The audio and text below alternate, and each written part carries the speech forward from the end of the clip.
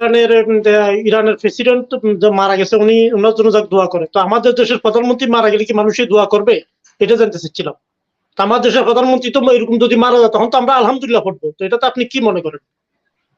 এটা জানতে চাচ্ছিলাম। প্রধানমন্ত্রী মারা গেলে দোয়া করবেন কিনা সেটা এটা দোয়া করবেন না দোয়া করবেন, আমরা তো আলহামদুলিল্লাহ পড়বো। তো উনি কি দোয়া করবেন কিনা সেটা বলতে। রাষ্ট্রনায়ক যদি মৃত্যুবরণ করেন অবশ্যই তার জন্য দোয়া করবে বা জনগণ কিছুটা হলেও দুঃখ প্রকাশ করবে, এটা স্বাভাবিক। আমাদের বাংলাদেশের পাবলিক তো দুঃখ প্রকাশ করবে না, কারণ উনি যেভাবে আমাদের ভোটের অধিকার হরণ করছে। এই মুহূর্তে তো বলতে পারবো না, এখন করবে কিনা সেটা তো আমরা এই মুহূর্তে বলতে পারবো না। যে তো ইনশাআল্লাহ আমি তো দোয়া করবো আল্লাহ সবাই যেন আলহামদুলিল্লাহ বলে। ধন্যবাদ। Relevant question. ধন্যবাদ। দর্শক ভাইয়ের প্রশ্নের উত্তর তো সরাসরি দেওয়া যাবে না, কারণ এটা আসলে প্রশ্নর বেসিস নাই। তো এটাই বলতে চাই, যে কোনো দেশের জনপ্রিয় নেতা বা এখানেই জনপ্রিয় অজনপ্রিয় নেতার একটা পার্থক্য, নির্বাচিত এবং অনির্বাচিত একটা পার্থক্য।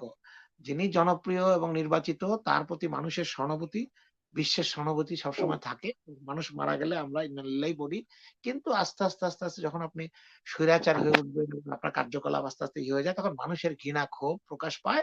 তবে আমাদের উচিত না এভাবে ডাইরেক্টলি বলা, আমরা আল্লাহর উপর ছেড়ে দেব। আল্লাহ সবচেয়ে বড় প্ল্যানার, সবচেয়ে বড় বিচারক, উনি বিচার করবেন মৃত্যুর পরে তা কার কি ব্যবস্থা হবে। আমার স্যারের কাছে। স্যার সালাম আলাইকুম। ওয়ালাইকুম আসসালাম। তো যে আমি একটা প্রশ্ন করতে চাইতাছি অন্য বিষয়, যে ফিলিস্তিনে একটা পতাকা নিয়ে আমার এক ছোট ভাই খেলা দেখতে গেছিল স্টেডিয়ামে, তার পতাকাটা পুলিশ নিয়ে গেছে জোর করে। সে বলছে যে এটা কিসের জন্য নিতেছেন, সে পুলিশ কোনো তার কাছে উত্তর দেয় নাই, জোর করে ফিলিস্তিনের পতাকাটা নিয়ে গেছে। কারণ 92% মুসলমানের দেশে এটা কেন করবে তারা? এটা পতাকা কোথায় স্টেডিয়াম থেকে নেওয়া হয়েছে বা এর কোনো সঠিক কোনো প্রুফ রয়েছে কিনা আপনার? হ্যাঁ, এটা ফেসবুকে ভাইরাল হয়েছে, এটা মিরপুর স্টেডিয়াম থেকে নেওয়া হয়েছে। মিরপুর স্টেডিয়াম থেকে। আপনার কাছে কোনো ফটো থাকলে আপনি আমাদের ইনবক্সে একটু পাঠাবেন। হ্যাঁ, যদি থাকে পাঠাবো আমি, আবুধাবি অবশ্যই থেকে পাঠাবো। মনির। জি ধন্যবাদ। মনির হোসেন, আনমিউট করে প্রশ্ন করেন। মনির। আসসালামু আলাইকুম। কি অবস্থা মনির ভাই? ভাই কেমন আছেন? ভালো আছেন? আমার আসলে আমার প্রশ্ন একটাই, সেটা অনুযায়ী আজকে রাষ্ট্রীয়ভাবে শোক ঘোষণা করলো পাকিস্তান। আমরা বাংলাদেশের 95% মুসলিম দেশে এখন পর্যন্ত রাষ্ট্রীয়ভাবে শোক প্রকাশ করা হয়নি বা কোনো বিবৃতি দেখিনি অনলাইনে। এটা কি আসলে আমাদের জন্য ভালো হয়েছে বা হইতেছে কিনা, এটা নিয়ে একটু বলবেন। ধন্যবাদ। জি ধন্যবাদ। মাসুম জামান। মনির ভাই, আসলে বিশ্ব পরিমণ্ডলে মুসলিম শাসিত যে রাষ্ট্রগুলো আছে, আমরা তো মুসলমানরা এখন আপনার নীরব যুদ্ধ বলেন আর প্রকাশ্যে যুদ্ধ বলেন, যাই বলেন আমাদের সঙ্গে হচ্ছে। তো আমাদের মাথার ছাতা হিসেবে যে রাষ্ট্রগুলো, রাষ্ট্রপ্রধানরা বিশেষ করে আমাদের পক্ষ মুসলিম বিশ্ব মুসলিম উম্মার পক্ষে কথা বলে থাকেন, তার মধ্যে ইরানই সবচেয়ে বেশি, এবং ইরানের সর্বোচ্চ নেতা আয়াতুল্লাহ খামেনি এবং তার উত্তরসূরিগণ, তার মধ্যে ইব্রাহিম রাইসি ছিলেন একজন। তো যাই হোক, তার মৃত্যুতে আমাদের মনে অন্তরে অনেক বেদনা জন্ম নিয়েছে।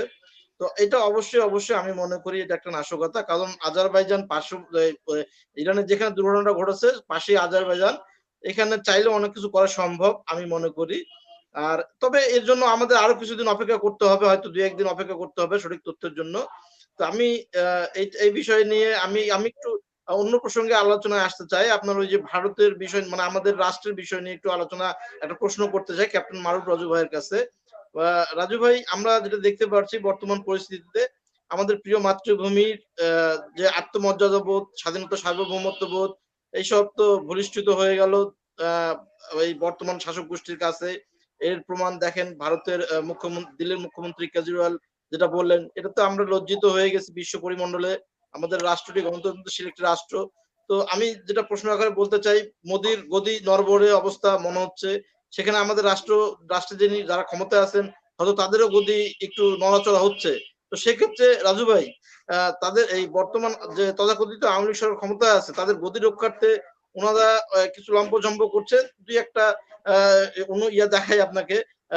ভারতে আমাদের 20-25 জন সচিব গেছে, আবার এই আওয়ামী লীগের সঙ্গে সম্পৃক্ত যে বাম সংগঠনগুলো আছে, রাশেদ খান মেনন এবং দিলীপ বড়ুয়ারা, এরা চীনে গেছে কারণ এরা চীনপন্থী।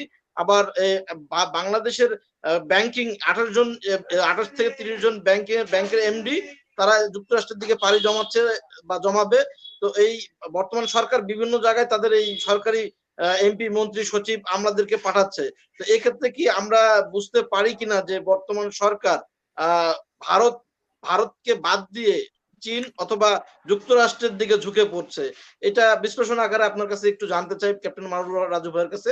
হ্যাঁ। আমি 1 মিনিট একটা কথা বলতে চাই। আসলে এটা আমার মাঝেই খেলে কথাটা। সেটা হলো মোদিজি আমাদের কাছে শিখছে না আমাদেরকে এই হাসিনাকে দিয়ে মানে তথাকথিত এই আওয়ামী লীগ সরকারকে দিয়ে তিনি এই উপমহাদেশে এটা একটা টেস্ট কেস হিসেবে মানে গত 2 টার্ম টেস্ট কেস হিসেবে তিনি ব্যবহার করছে এবং সেটার বাস্তবায়ন তিনি তার নিজ রাষ্ট্রে করার জন্য সে প্রচেষ্টা চালাচ্ছে। আমাদেরকে টেস্ট কেস হিসেবে সে এটা করেছিল কিনা আমাদের কাছে তাদের কাছে শিকার নাই তো। এটাই আর কি আমি বলতে চাচ্ছিলাম। ধন্যবাদ মাসুম। আরেকজন দর্শক যুক্ত রাজু ভাই, আরেকজন দর্শক যুক্ত আছেন, আমি একটু দর্শকের প্রশ্ন নিয়ে নেই তারপরে যেহেতু শেষ পর্যায়ে এসকে আবু মুসা সংক্ষিপ্ত প্রশ্নটা বলে ফেলেন, আমরা শেষ পর্যায়ে চলে এসেছি। আবু মুসা আনমিউট করে দেন একটু কাইন্ডলি। ধন্যবাদ আনামুল্লাহ মনির ভাই আপনাকে এবং ক্যাপ্টেন রাজু স্যার আছেন, সকলকে সালাম, আসসালামু আলাইকুম ওয়া রাহমাতুল্লাহি ওয়া বারাকাতুহু। আনামুল্লাহ মনির ভাই, আপনি যে নিউজটা এখন দেখালেন, দেখলাম যে আমরা আন্দাজ করলাম যে এটা আন্তর্জাতিক ষড়যন্ত্র বা ইরানের ভিতরে যে ইব্রাহিম রাইসির হত্যা, হেলিকপ্টার হত্যা, আন্তর্জাতিক ষড়যন্ত্র বা ইরানের ভিতরে যে ষড়যন্ত্র, এটাই কি আসলে সত্য বা বাস্তবিত হতে যাচ্ছে কিনা? এটার পিছনে আন্তর্জাতিক ষড়যন্ত্র ছিল, আমরা এটা আন্দাজ করছিলাম আগে থেকে, তাই মনে হচ্ছে। ক্যাপ্টেন রাজু স্যার যদি এটা বলেন। জি না, আমার কথা আপনার এটা তো আপনার কথার মধ্যে উত্তর এসে গেছে, যেটা অবশ্যই সাময়িকভাবে নেতৃত্ব শূন্য করার চেষ্টা, যেহেতু এই ইব্রাহিম রাইসি নেতৃত্ব দিচ্ছেন ইরানকে, ভালো ডিসিশন নিয়েছেন, সাহসী ডিসিশন নিয়েছেন দেশের জন্য। সবাই তার দেশের জন্য কাজ করা উচিত এবং করে, বাংলাদেশ ছাড়া। আমি এখানে লাস্ট একটা ইম্পর্টেন্ট জিনিস মনে আসলো, এখন একটু জানিয়ে দেই। এটা দেখছিলাম কালকে যে নরেন্দ্র মোদী কিন্তু উনি কিন্তু বেশি দিন ভারতের যদি প্রধানমন্ত্রী হনও থাকতে পারবেন না। 2025 সালের 7ই সেপ্টেম্বর পরে উনি আর কিন্তু এই দলের প্রধান থাকতে পারবেন না, কারণ উনি নিজে নীতি করেছেন আজ থেকে 10 বছর আগে যে 75 বছর হয়ে গেলে বিজেপির নেতৃত্বে থাকতে পারবে না। তাই এই নির্বাচনটা উনি করছেন অমিত শাহর জন্য। উনি অমিত শাহকে প্রধানমন্ত্রী দিয়েই উনি এই নির্বাচনটা করছেন। এখন ভারতের জনগণের প্রশ্ন, বিরোধী দলদের প্রশ্ন, যে গাল ভরা বড় বড় উনি যে বিভিন্ন প্রতিশ্রুতি দিচ্ছেন, উনি নিজেই তো থাকবেন না প্রধানমন্ত্রী, কারণ বিজেপির প্রধান না থাকলে তো আপনি থাকতে পারবেন না। উনি 7ই সেপ্টেম্বর 2025 পর্যন্ত ওনার টাইম আছে। তখন অমিত শাহ কি তার এইগুলা বাস্তবায়ন করবে কিনা, বা কে তার গ্যারান্টি নেবে? এই জন্য কিন্তু তার ভোটাররা, অনেক ভোটার কিন্তু ভোট দিচ্ছে না তাদেরকে, তাদের অবস্থা কিন্তু বেশি ভালো না। আমার খুশি হওয়ার কোনো কারণ নাই, এটা বাস্তব অবস্থা। নিজেও করেছেন 75 বছর, এখন উনি 75 বছর ফাঁদে নিজেই পড়ে গেছেন।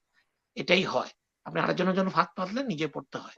সেই জন্য আমি এটার দর্শকদের জন্য এই নিউজটা জানিয়ে দিলাম। এটা সব জায়গায় আছে, ইন্ডিয়া যারা ফলো করছেন বিভিন্ন জায়গায় নির্বাচন, সেখানে আপনার বিভিন্ন জায়গাতে বিভিন্ন নেতার বক্তৃতা, বিভিন্ন বিশ্লেষণে এটা পাওয়া যায়।